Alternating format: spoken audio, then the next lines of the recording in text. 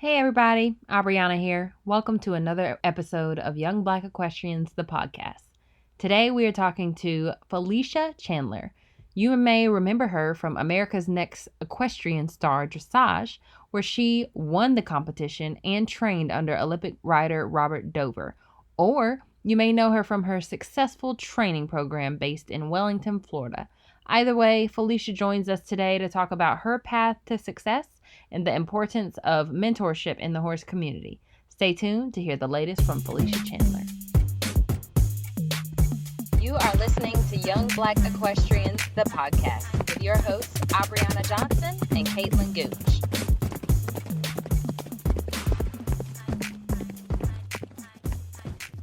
We've been starting off each episode with talking about what we are thankful for. So if you want to tell us one thing that you are thankful for today to start off.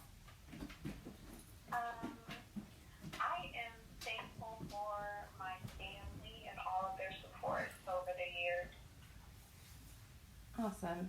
That is awesome. I'm thankful for some insight and clarity that I've gained recently. I just posted one of my horses on Facebook for sale. I've never sold any of my horses. I still have one of my first horses.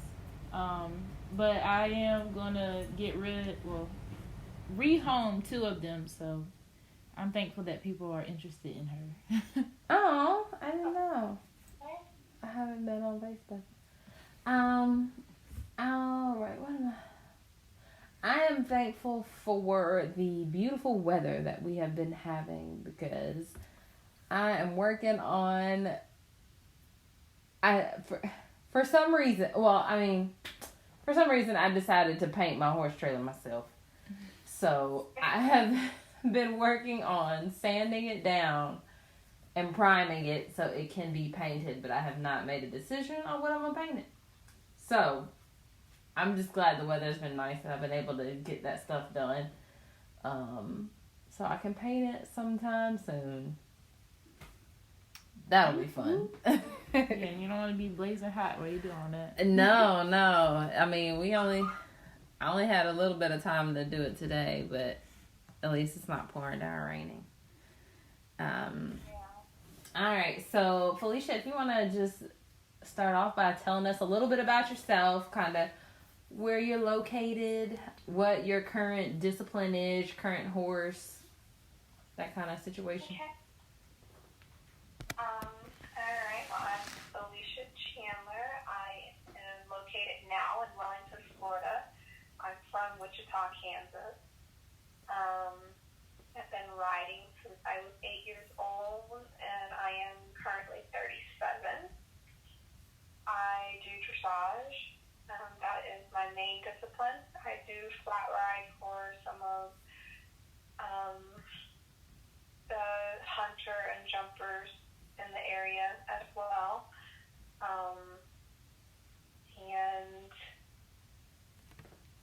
My current mount is Dracula de Avon.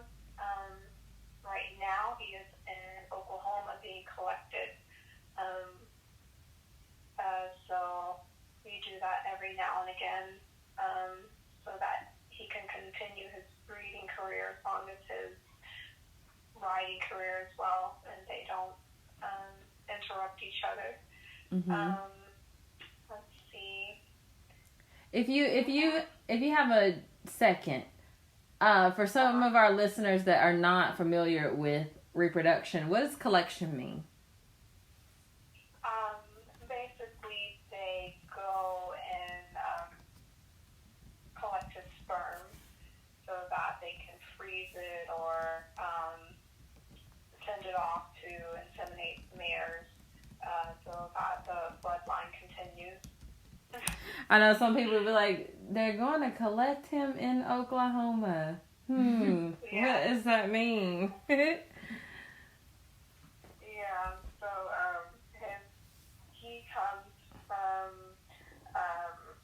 Avalon Equine, and they are a reproduction facility in Wynnewood, Oklahoma, and they stand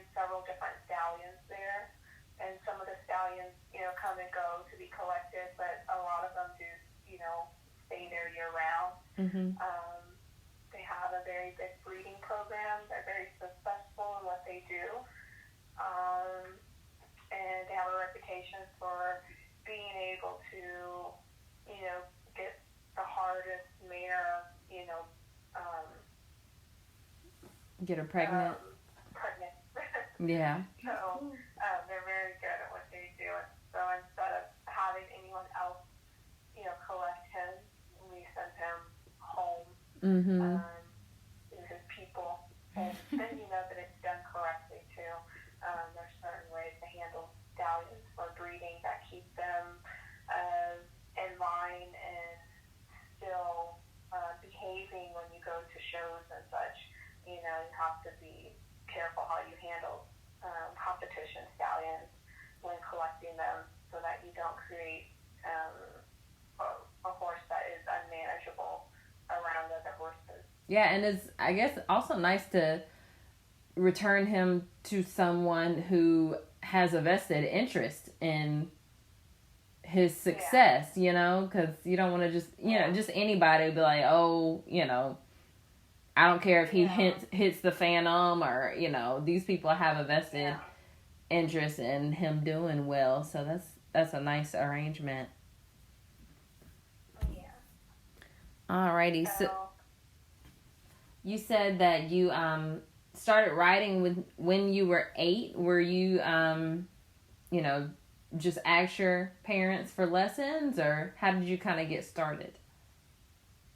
Well, I was raised by my grandmother, Dr. Chandler, since the age of 2. Mm-hmm. And so that is who I approached about riding. Mm-hmm. And we didn't have any other riders in our family. My grandfather was into the horse races and stuff, so I watched a lot of that with him. Mm-hmm. And going to the actual races and things like that. And I always just loved the horses. But one day I asked my grandmother if I could start riding, and she was like, sure, but you have to find a place, to go. And I'm like, I'm 8, I'm like, there wasn't the cell phones then, even that phone book.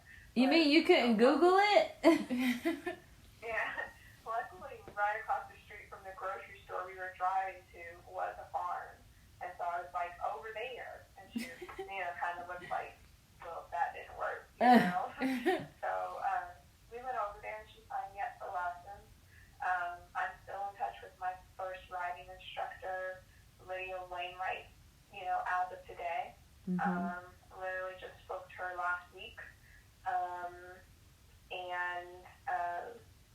And she did an awesome job with developing me, I can say, because, when you're older, you start to realize how much goes into teaching young people to ride. Mm-hmm. Kind of think of it as an easy task, I think, until you realize that you're in charge of whether or not this person falls in love with this or enjoys this or, the experiences that they have, and whether they want to move forward with it when, those people come to you in the beginning.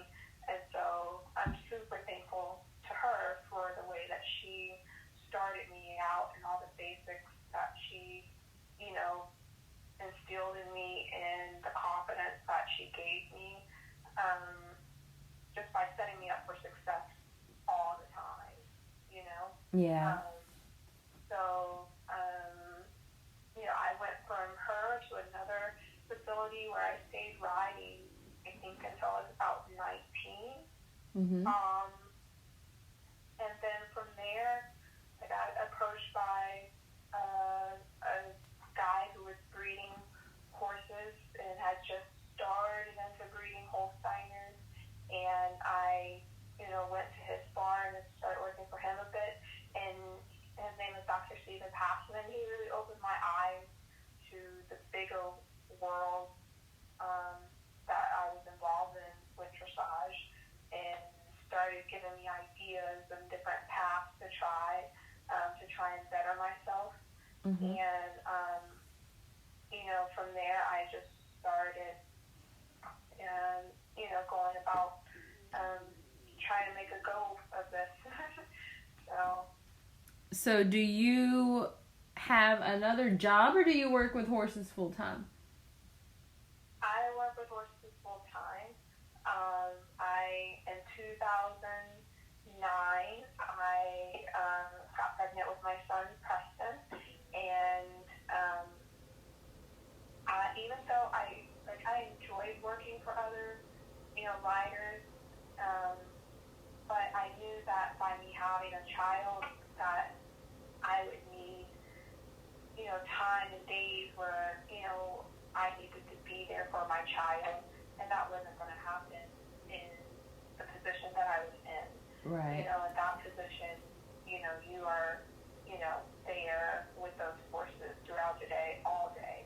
And so, I took a step back and decided that I was going to start my own business.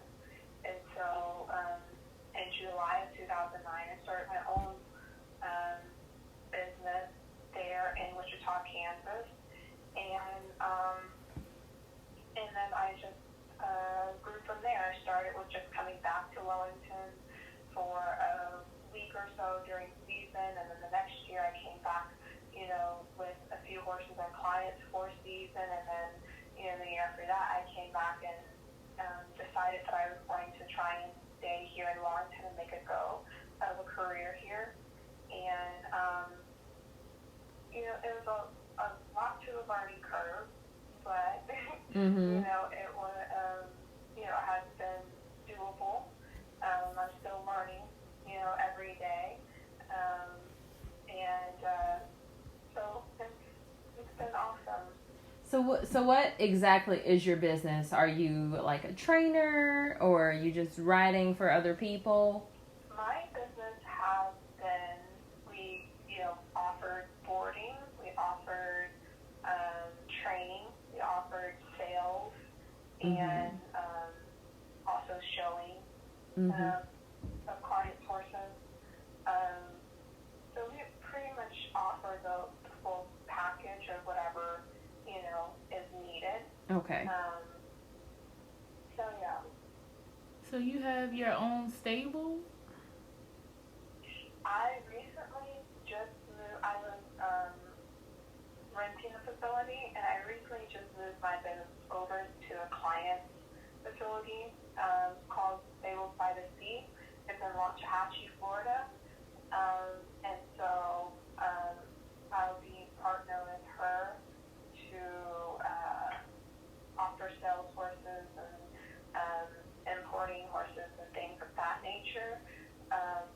But I'll still have my business as well there at the facility. So I will have stalls for my clients as needed. Mm-hmm. Do you have goals or a vision of having your own stable? My family is my dad's side of the family, which is my grandmother who raised me, my dad's mom, and our family is from Greenwood, South Carolina. And so my vision has always been to be able to go back to the land that we have and build there and have my own facilities there, on my family's property. So, yes, one day I would love that. And as of right now, I'm living out my vision. So That's pretty awesome, and I'm actually super excited you're in Wellington, because I have family in Wellington, and and right outside of Wellington, so I'm like, okay, road trip. Right. Yeah, so that is pretty awesome. So, as you know, this podcast is called Young Black Equestrians. So, if there has been any challenges that you have faced, being either a woman or a black woman, just a minority in the horse industry, can you discuss any of those? I feel like there's always challenges in no matter, what you're doing, it's never always like an easy road, especially as a Black woman. But of course, there's challenges as far as being Black in this industry. There's always the assumption that you could not have possibly grown up in this industry, and therefore you don't have the knowledge or the experience to be good enough. So, for me, I've been, able to really sustain my business because of people who were around me growing up, who watched my career and flourish, and who have supported me, and therefore, they'll send their horses from Kansas, Oklahoma, Colorado, wherever, send them to me here, and give me the opportunity to showcase my talents, and then therefore, I have other people here locally that then say, oh man, she can really ride, and they'll, then offer me, horses, into training and things of that sort as well. But, of course, most of my, how do I say it? I don't know. I don't really think of the word. I don't want to say notoriety, but I'm mostly known for like your reputation because of the TV show years ago, and then people have followed me since then. I'm sorry, what? Rewind. What TV show? It was called The Search for America's Next Equestrian Star, Dressage, and it was put on by Robert Dover, and I won the show. So. Oh wow, that is really cool. Yeah.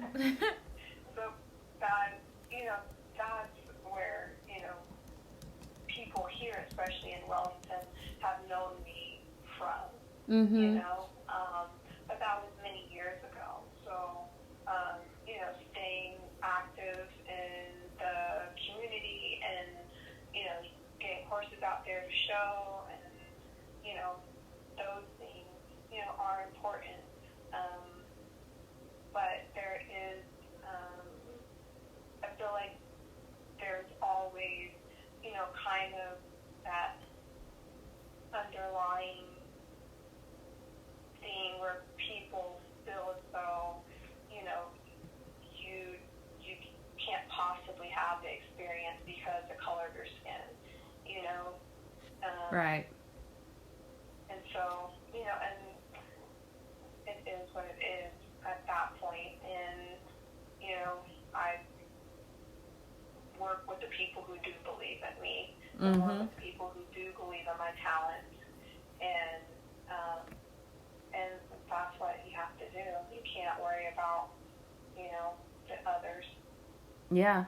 This is true. That is the truth. Is your son interested in riding? He is not. That's how it is with my oldest. I've ridden, and he rode for a little bit of time, and I was never one to really push him with riding. I would have him do it if he asked to ride. And so he never really took to it.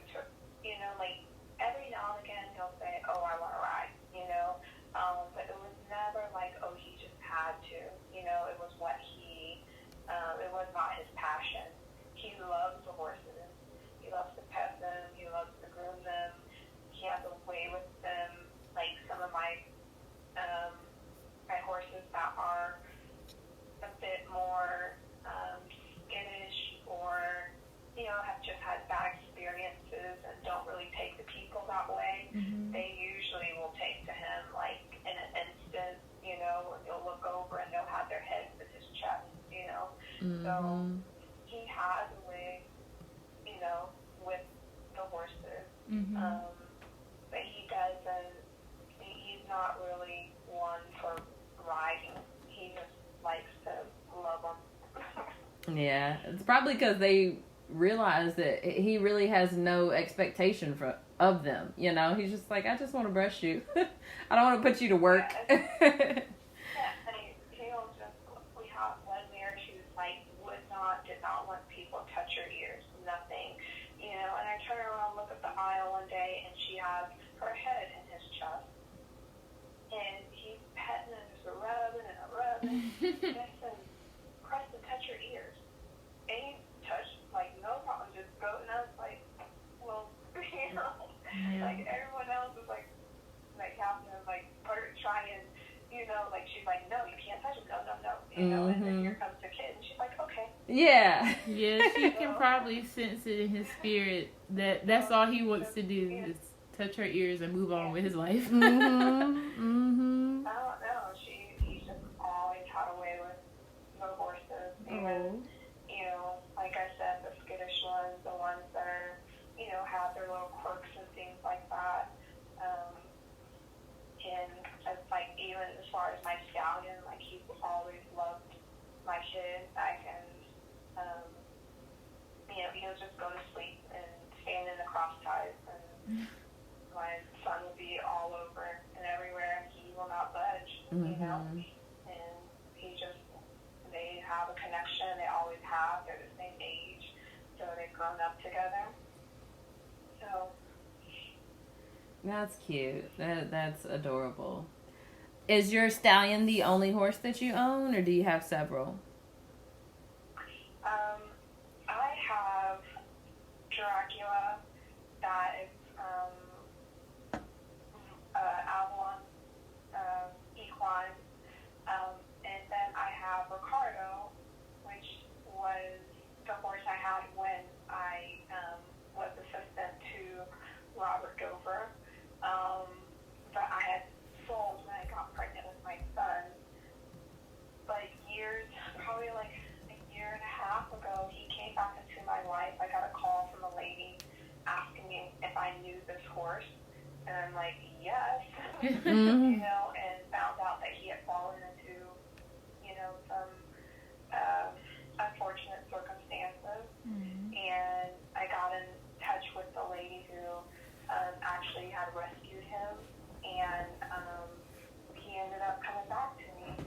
So he's now 20, and I sent him home to Kansas, thinking that he was going home, you know, to retire, because he's done a lot in his lifetime. He's very talented, and he's made a lot of people's dreams come true as far as in the competition world. But he has gone home to the lady I consider my horse mom, and she has been riding him, and he has been super happy. And I just went home a couple weeks ago, and I actually got to sit on him while I was home, and it's just awesome. It's like instead of growing older, he's growing younger, and he is loving his job and the work, and he's spoiled rotten. And you know, I couldn't ask for a better situation, you know, for him. And let's see who else. I'm super excited about the opportunity I have coming up, that I will have a young mare coming to me from Avalon Equine, and she is the daughter of Toto Jr., who of course is the son of Totalist. And so we are expecting, you know, to do big things, you know, with that opportunity. So I'm super excited about that. She's going to have a baby, and then she'll be ready to start her career. So that's awesome. That's where I'm at as of now. Of course, I have, you know, client horses as well that are fun. I look forward to getting in the ring with those horses too. And as far as my personal horses, I'm super excited about what the future holds. Yeah, that sounds exciting, especially having babies. All the little foals. That's fun. Babies are always fun. Since we've been Facebook friends, I've just noticed like an essence of like mentorship around just the different interactions that I've seen. I just want to talk about kind of the importance of mentorship kind of in the equestrian community and in your life, and how you have passed that down or have become the mentor to kind of the next generation. Well, for me, I feel like mentorship is super important in any aspect of life, just because it helps not only to guide you, but helps to give you confidence in, you know, things that you want to achieve. You know, I have people, you know, do that for me. You know, the lady I call my horse mom, you know, she is usually straightforward to the point with me when she thinks something's a good idea and when it's not a good idea, and she will, you know, be the first to tell me. Mm-hmm. And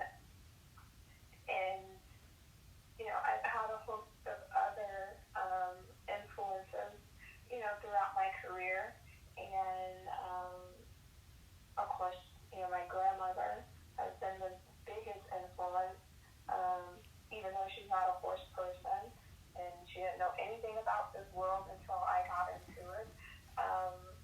But she's been an awesome mentor, just helping me to get through it all, you know.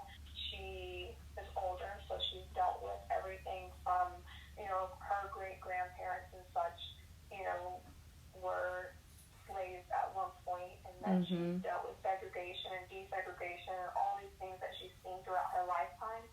So she brings a lot of clarity to different situations. Right. You know, I may, you know, come up against. I feel like that is important to pass on to others. My family's always been about giving back to the community and, you know, to help others. And so I've always, you know, been that way as well. Mm-hmm. And so I have, you know, taken the position as a mentor over the years for many years.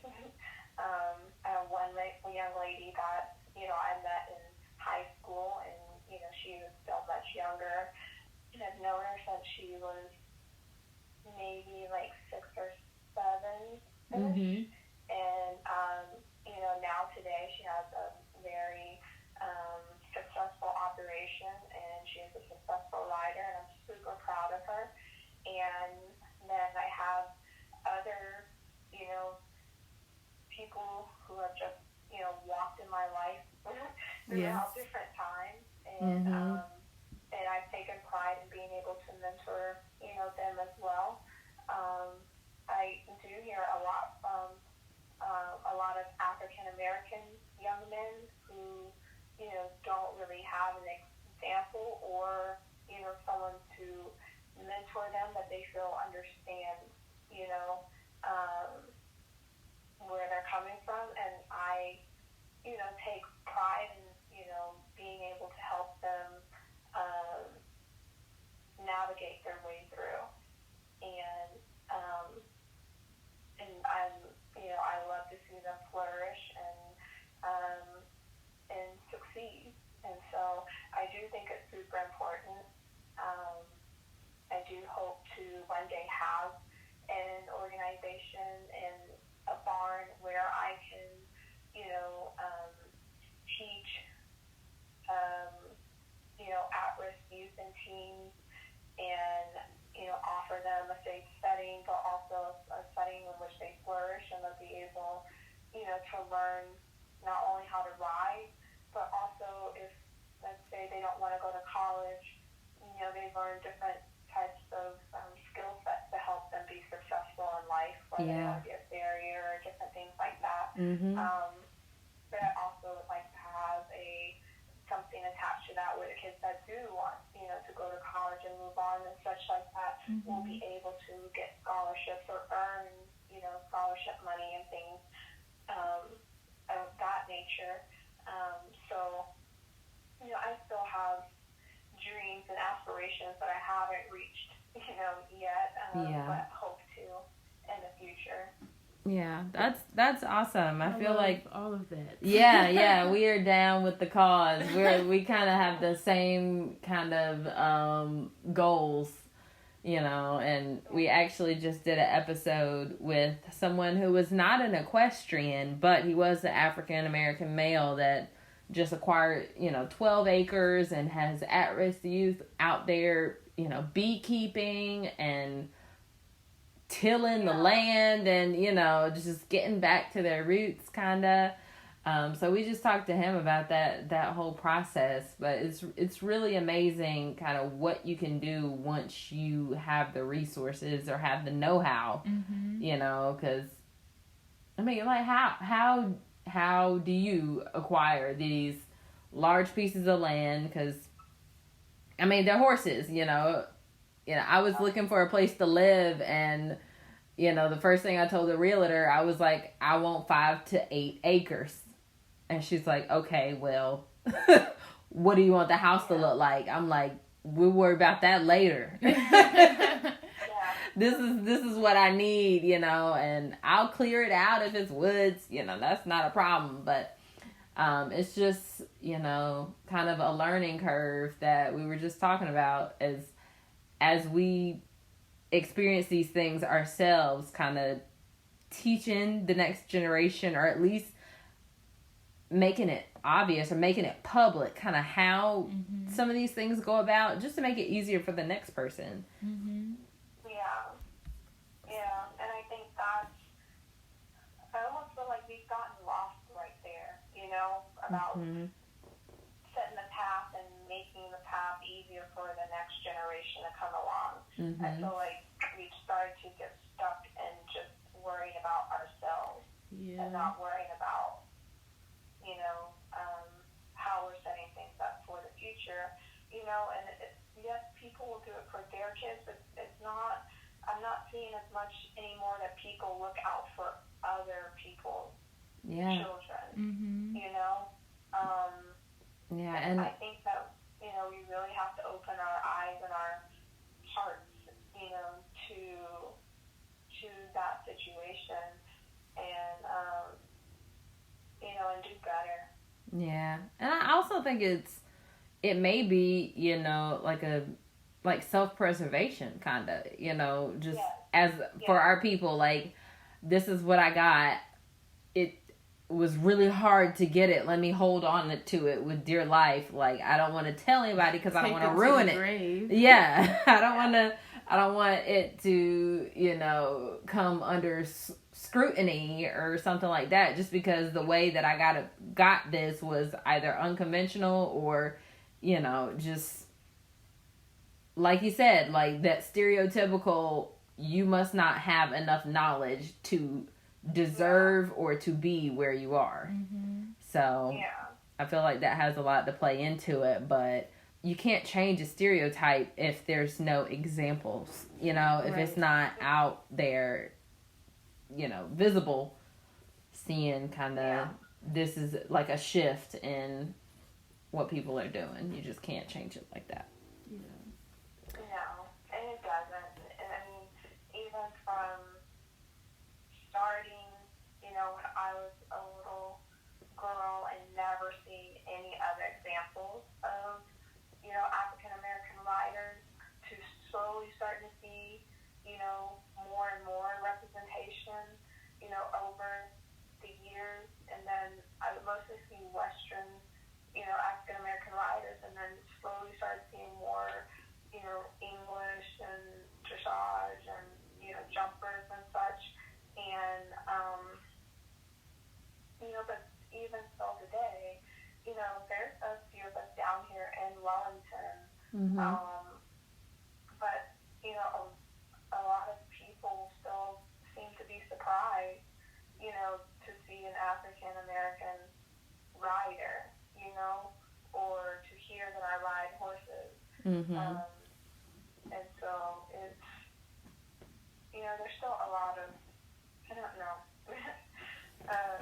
Yeah, like, I mean, I wouldn't say discrimination, but that when you walk in in a arena or in a barn and the stare's like, what's she here for? And, Right. What's she doing here? or, the thing is when I'm in my barn and someone's coming to my barn or maybe to check the barn out or maybe they want to try and, sell something, some hay or some new thing that's, on the market and, whatever, they'll walk in and they won't come up to me. Mm-hmm. They'll go up to a client and it'll be my client that has to turn and be like, no, she's, that's this trainer, that's the person you want to talk to. And usually the look on their face is of, like, uh-oh, like I already ruined this. Yeah, yeah. I mean, if you don't do research on who you're going to see, then you already lost. But maybe there's assumption, Yeah. The assumption of it. And so, but it is what it is. Yes, that is the truth. I think there's just, especially now, because, like, it's 2019, I think there's just a huge disconnect. Even though, like, when we were younger, there was a lack of representation. And then even now, it's becoming more visible, but people aren't looking at us like, okay, like, we're the ones representing these arenas in these areas, even though we all have different disciplines, but they're not looking at us as that rising representation. And then there's just a disconnect between, like, what they know or maybe thought of or were told what Black people are or were, and as far as, like the horse community, because people are either going to assume that you're cleaning up the horse manure or you're a groomer or you're the one that's just like on the farm helping. They're never going to really assume that you're the one that owns it or is actually facilitating things. And I think that's just a disconnect. Don't know why it's there. Yeah. Completely, I don't know why it's there, but it is. Yeah. Yeah. That is the truth. That is the truth. Have you always ridden dressage, like that first barn that you went to when you were 8? Like, did you dabble in different disciplines before settling on dressage? I did eventing. I did some hunters and some jumpers. I even went and rode a few cutting horses. So I've, played around a bit, but I love dressage. I love that it was not easy, that it was a lot of different components that needed to come together, to make it work. And I just love the challenge of it, and that I go in and I compete against myself each and every time, and, to make myself better, to improve, my scores from the last time, and I just love the journey of it, so. That's pretty awesome. I am still not saying that you have to do this, but I am still waiting on a freestyle to back that ass up. I want to make that go viral. Do it for the culture. Yeah, do it for the culture, because I think that would be... I've seen people, like, switch the music, like, the choreography obviously wasn't to that song, but they just switched the music. But that would make my whole life happy. Just the instrumental, though. So, what advice would you give the aspiring equestrian? The advice I would give to an aspiring equestrian would be to chase your dreams. Research what it's going to take to get there, and, set your plan and go for it. And do it now. Don't wait. Yeah. And because, you never know what, life life is going to throw at you at the end of the day. So, just set yourself up for success, plan it out, figure out what steps you need to take, and go for it. Yep. That is sound advice. Yeah. Yes, it is. Yeah. So do you train individuals as well as horses? Like, do you give lessons? Yes, I do. I usually teach clients that already have their own horses, Mm-hmm. and then I train as well, and I enjoy training.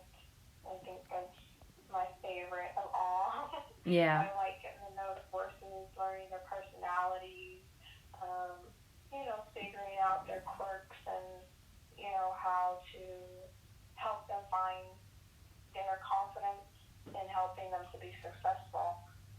I think it's fun, and I love that about, teaching, my clients too, and helping them, to find the success that they want and reaching the goals that they have.